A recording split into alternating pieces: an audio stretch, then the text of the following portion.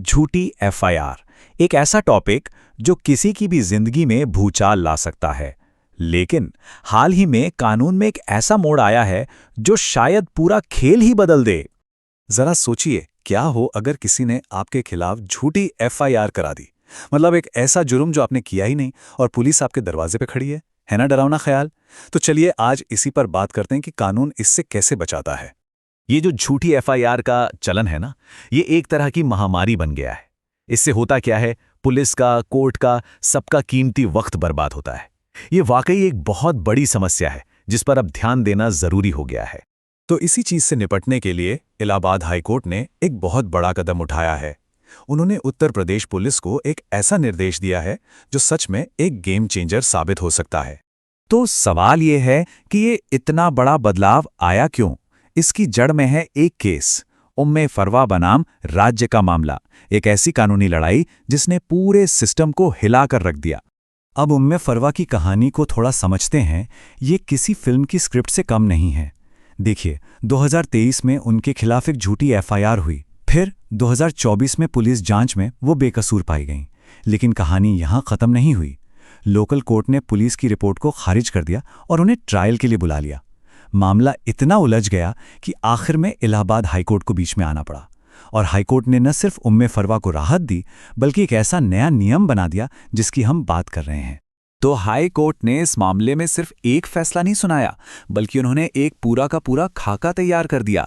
झूठी शिकायतों से कैसे निपटना है, इसके लिए पुलिस को एकदम साफ और सख्त नियम दिए गए हैं। मतलब अब कोई बहाना नहीं चलेगा। तो ये नए नियम है क्या? देखिए, दो सीधी सी बातें हैं।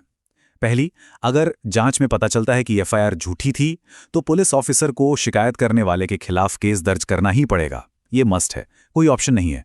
और दूसरी बात, अगर वो ऑफिसर ऐसा नहीं करता है तो फिर उस ऑफिसर के खिलाफ ही डिपार्टमेंटल एक्शन लिया जाएगा। मतलब जवाबदेही अब तय कर दी गई है। और इस आदेश को कितना सीरियसली लिया जा रहा है, इसका अंदाजा आप जस्टिस प्रवीण कुमार गिरी की बात से लगा सकते हैं। उन्होंने साफ साफ कहा, अगर इन निर्देशों का पालन नहीं किया गया तो इसे कोर्ट की अवमानना माना जाएगा। मतलब ये कोई हल्की फुल्की सलाह नहीं है, ये एक सख्त आदेश है।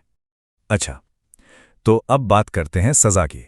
अगर कोई झूठी एफआईआर दर्ज करवाता है तो उसके लिए क्या सजा है? चलिए, नए भारतीय न्याय संहिता यानी बीएनएस के तहत जो नियम हैं उन्हें देखते हैं। देखिए, कानून ने अलग अलग लेवल की सजा तय की है। अगर आप सिर्फ झूठी सूचना देते हैं तो बीएनएस 217 के तहत 1 साल तक की सजा हो सकती है।